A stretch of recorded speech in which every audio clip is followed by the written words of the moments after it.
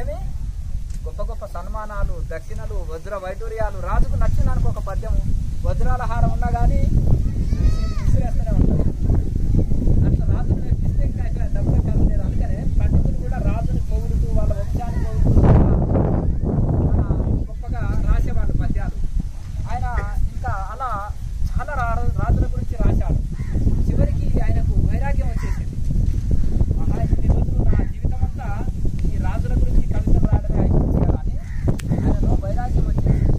అక్కడ అప్పటి నుంచి శివుడిని గురించి రాశాడు. శ్రీకాళహస్తీశ్వర శతకాన్ని అద్భుతంగా రాశాడు. అంటే ఇప్పుడు శివుడి భక్తికి ఏమైనా ఆడంబరం అవసరమా? కర్ణాటకలో చూడండి, పొద్దున్నే లేవంగానే ఒక చెంబు నీళ్లు తీసుకుంటారు, ఒక బిల్వపత్రం కొని తెంపుకుంటారు, చక్కగా శివాలయానికి వెళ్తారు. వెళ్ళి అయిపోయి ఓం నమ శివాయ ఏం రాదు అంటే ఓం నమ శివాయను 5 సార్లు శివుడి మీద అభిషేకం చేయి, 2 బిల్వపత్రాలు పెట్టు, ఇంత భస్మం పెట్టు, విభూతి రేఖలు పెట్టుకో, చలో ఓం నమ శివాయ. ఇంకా మళ్ళీ వ్యవసాయ పనికి వాళ్ళ పనులు వాళ్ళు చేసుకుంటారు. అక్కడ ఖర్చు లేదు, ఆడంబరం లేదు, ఇంకా ఏది చేయరు. కర్ణాటకలో ఖర్చు లేకుండా చేసే భక్తి. విష్ణువు అలంకార ప్రియుడు, శివుడు అభిషేక ప్రియుడు. శివభక్తికి ఏమన్నా ఆడంబరం ఖర్చు ఏమి లేదనమాట.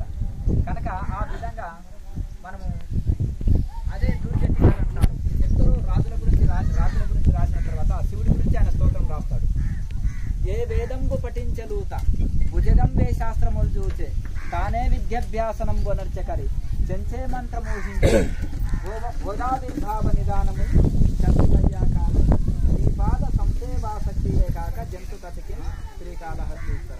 అయితే ఏ వేదంబు పఠించలూత అంటే సాలెపురుగు ఏ వేదం చదువుకోలే.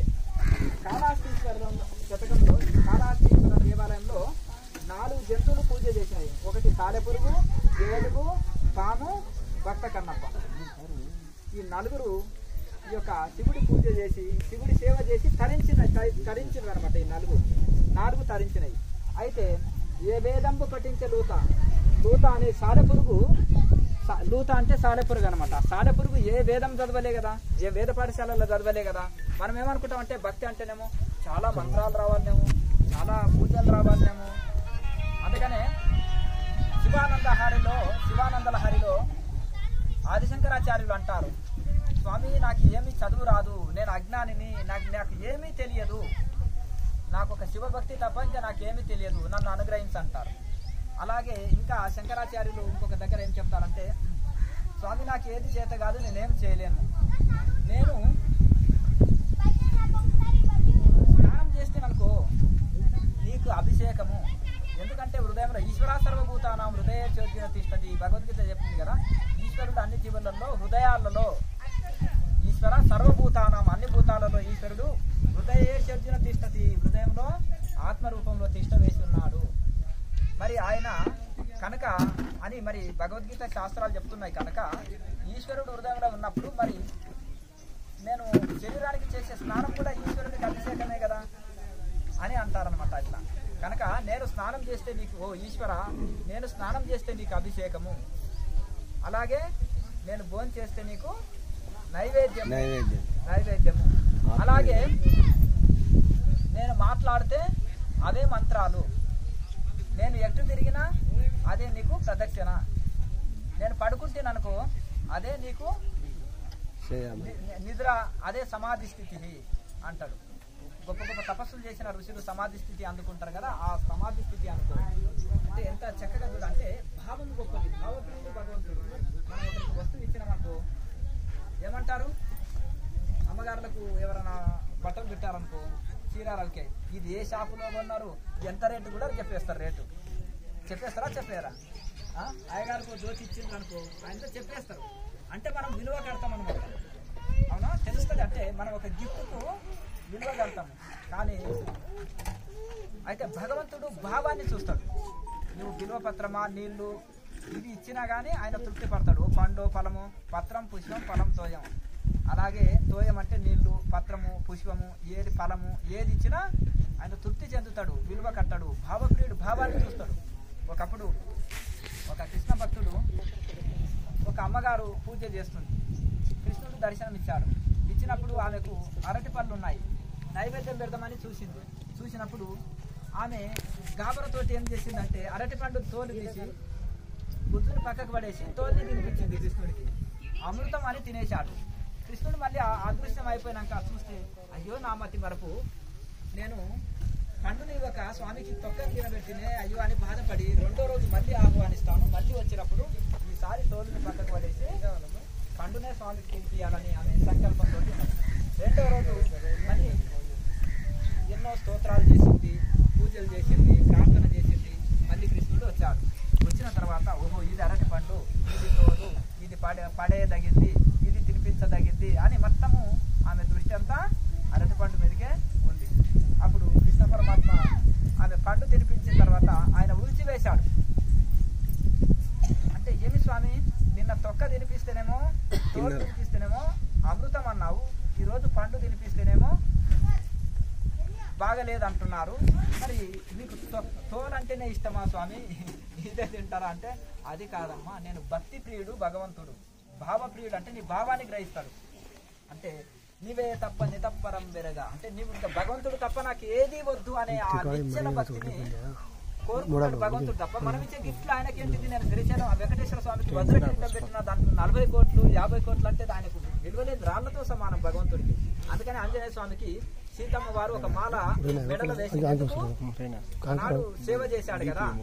ఈ అయోధ్య వచ్చిన తర్వాత సీతమ్మని అయోధ్య తీసుకొచ్చారు. మంచిగా ఉన్నప్పుడు ఆమె ఆనందంతో ఒక రత్నాల మాల ఆంజనేయ స్వామికి నాయన అని కుమారునిలాగా పిలిచి వేసినప్పుడు ఇక ఆంజనేయ స్వామి వెళ్ళి దూరం వెళ్ళి చెట్టు కింది పోయి ఆ మాల తీసి చూస్తున్నాడు అనమాట. తీసి ఒక్కొక్కటి తెంపుతున్నాడు, నోటి కాడ కొరుకుంటున్నాడు, తీపి లేదు అంటే చెవు కాడ పెడుతున్నాడు, రామరామ అంత దాసుతామని. మళ్ళీ కొరికి చూస్తున్నాడు తిందామంటే, తిననికే తీపి లేదు, రాయి కదా రత్నము, అది తీపి లేదు తిననికే చెవుకాడ పెట్టుకుంటే రామరామ అన్నది ఎందుకు అని ఒక్కొక్కటి ఇంకా ఇట్లా చూస్తున్నాడు, చెవుకాడ పెట్టుకుంటున్నాడు, కొరికి చూస్తున్నాడు, పడేస్తున్నాడు.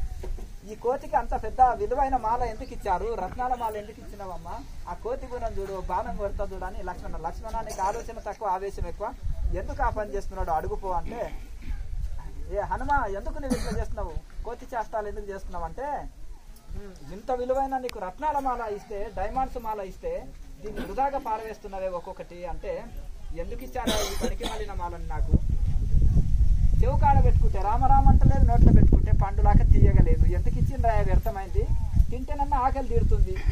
రామ అన్నవి నా దృష్టిలో దైవనామాన్ని పలికిన అదే నాకు సంతోషం, అంటే ఆ వస్తువే విలువైంది, మరి ఎందుకు అయ్యా ఇది విలువలేని మాల నాకెందుకు ఇచ్చారు ఇది అని అంటున్నాడు. అని తర్వాత అంటే ఆంజనేయ స్వామి దృష్టిలో తినుట కన్నా పనికి రావాలి, లేదంటే దైవనామన్నా చెప్పగలగాలి అని ఆలోచన చేసి ఒక వెంటగా బీకి ఇచ్చాడంటే ఇట్లా లక్ష్మణ చెవుకాడ పెట్టుకోని చూస్తే ఆ రోమం కూడా రామరామ అంటుంది ఆంజనేయ స్వామి. చూసారా, రోమం కూడా రామరామ అంటుంది. మరి అట్లా మరి నా వెంట్రుకకుండే విలువ కూడా ఈ మాలకి లేదు, ఎందుకయ్యా ఈ సారం లేని మాల దీనికి ఎంతో విలువైంది అంటున్నారు అందరూ. అంటే భక్తి అంటే అది. మరి ఆనాడు చూడండి కృష్ణ పరమాత్మని ఆనాడు ఆ యొక్క అంటే ఆయనని కొనండి ఎవరన్నా అని తులాభారంలో వేలం వేసినప్పుడు అప్పుడు ఆమె సత్యభామ వచ్చేసి ఎట్లనైనా కృష్ణుని సొంతం చేసుకుందామని ఆమె గొప్ప గొప్ప పట్టు చీరలు, డైమండ్స్, రత్నాలు, మాలలు అన్ని తీసుకొచ్చేసిన తర్వాత కూడా తులాభారంలో ఇచ్చి కదులుతాడు కృష్ణుడు. ఇక్కడ ఉన్న ఆమె భవనంలో ఉన్నదంటే రత్నాలు, డైమండ్లు, సొమ్ములు అన్ని తర్వాత ఇంకా ఆమె నగర పక్కన తీసిండు కదా, మళ్ళీ ఎవరైనా కొంటే కొలాంటి వస్తువులు ఏదన్నా పెట్టి అంటే ఆమె ఉన్న వస్తువులు అయిపోయినాయి, వస్తువులు అన్ని పెట్టి లాస్ట్కు రుక్మిణీదేవి వచ్చింది. ఒక తులసి దళాన్ని నమస్కరించుకొని కృష్ణుని ప్రార్థన చేసి ఆ తులసి దళాన్ని అంటే ఒక తులసి ఆకుని తీసుకొచ్చి నమస్కారం చేసుకొని స్వామి నిన్ను ఏమిచ్చి కొనగలుగుతాము భక్తి తప్ప అని ఆ ఒక తులసి ఆకుని తీసుకొచ్చి యువతల కృష్ణుడు కూర్చున్నాడు పల్లెంలో, యువతల పల్లెంలో ఆ తులసి పెట్టే వరకు కృష్ణుడేమో పైకి లేచాడా, తులసి ఆకు కిందికి అయిపోతుంది. అయ్యమ్మో ఇదేం చిత్రము, ఒక తులసి ఆకు కిందికి వెళ్ళిపోయింది, కృష్ణుడు పైకి వెళ్ళిపోయాడు, ఇంకా తులసి ఆకే కిందికి ఉంది. అంటే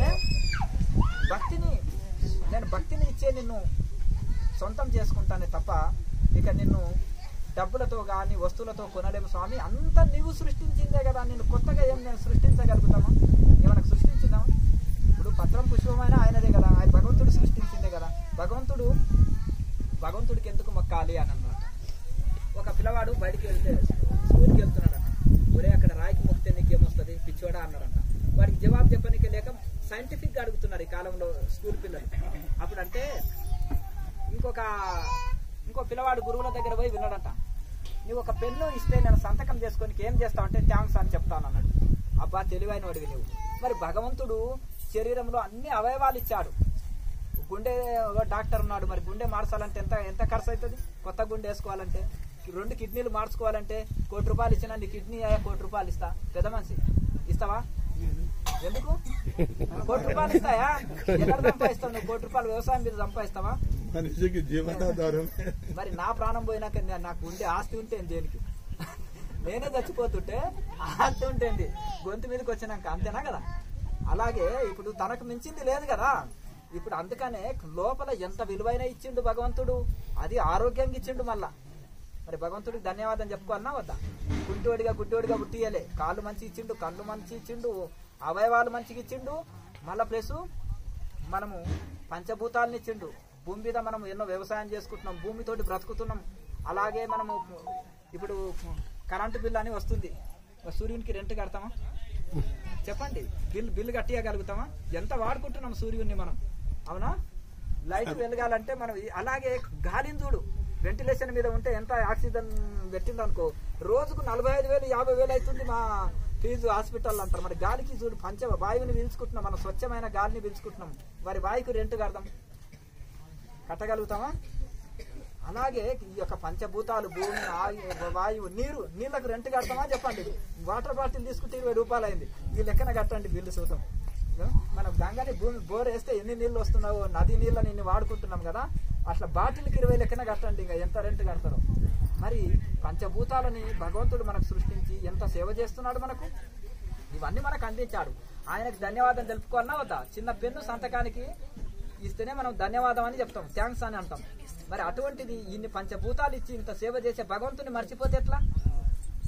అందుకనే భగవంతుడు ఏం ఇవ్వమంటున్నాడు? కట్న కానుకలు కాదు ఆయనకు ఇచ్చేది హృదయం, మనసు. పసిపిల్లల లాంటి హృదయాన్ని భగవంతుని కల్పించుకోవాలి. భక్తి అంటే చాలా మంత్రాలు చదివితేనో, చాలా పుస్తకాలు చదివితేనో కాదు, ఇక్కడనే ఏ వేదంబు పఠించలుతా. అందుకనే సాలెపురుగు ఏ శాస్త్రాలు చదివి, ఏ వేదం చదివింది? భుజగంబే శాస్త్రములు చూసే పాము ఏ శాస్త్రాలు చదివింది? తానే విద్యాభ్యాసనం బొనర్చే కరి ఏనుగు ఏ విద్యాభ్యాసం చేయలేదు. చెంచే మంత్రం ఊహించే ఈ యొక్క కన్నప్ప మరి ఏమి మంత్రాలను జపం చేయలే, ఏ మంత్రాలు తెలియదు. ఆయనలో మూఢ భక్తి, నిశ్చల భక్తి. అందుకనే ఏకభక్తి విశిష్యతే అంటుంది భగవద్గీత.